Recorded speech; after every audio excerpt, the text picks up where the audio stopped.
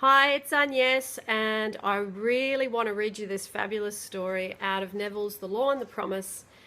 And it's not a nugget today because it's a story. So, story goes like this.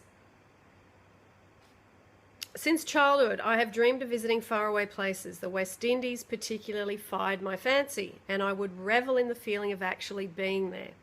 Dreams are wonderfully inexpensive, and as an adult I continued to dream my dreams, for I had no money or time to make them come true. Last year I was taken to hospital in need of surgery. I had heard of your teaching, and while recuperating had decided to intensify my favourite daydream.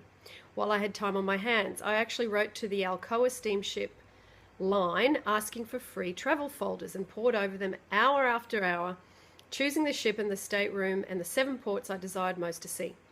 I would close my eyes and in my imagination I would walk up the gangplank of the ship and feel the movement of the water as the liner pushed its way into the free ocean. I heard the thud of the waves breaking against the side of the ship. I felt the steaming warmth of the tropical sun on my face, and I smelled and tasted salt in the air as well as all sailed through blue waters. For 1 solid week, confined to a hospital bed, I lived the free and happy experience of actually being on that ship. Then the day before my release from the hospital, I tucked the colourful folders away and I forgot about them. 2 months later, I received a telegram from an advertising agency telling me I had won a contest. I remembered having deposited a contest coupon some months before in a neighbourhood supermarket, but had completely forgotten the act. I had won first prize, and wonder of wonders, it entitled me to a Caribbean cruise sponsored by the Alcoa steamship line. But the wonder didn't stop there. The very stateroom I had imaginatively lived in and moved about in while confined to the hospital bed had been assigned to me.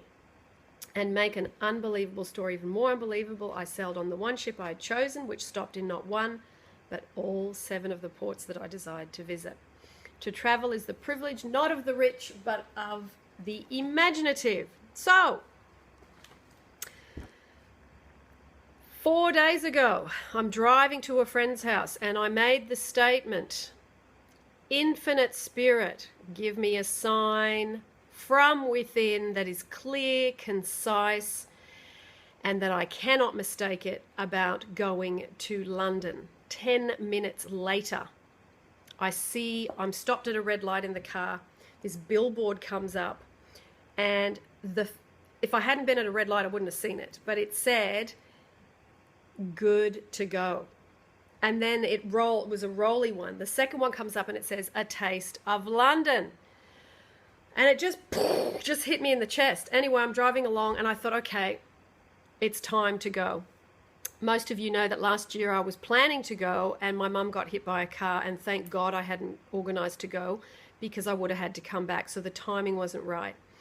So yeah, head to London the 19th of January. I'm going to be there for 4 to 5 weeks. Looking forward to seeing many of you face to face. It's going to be fabulous. Very excited.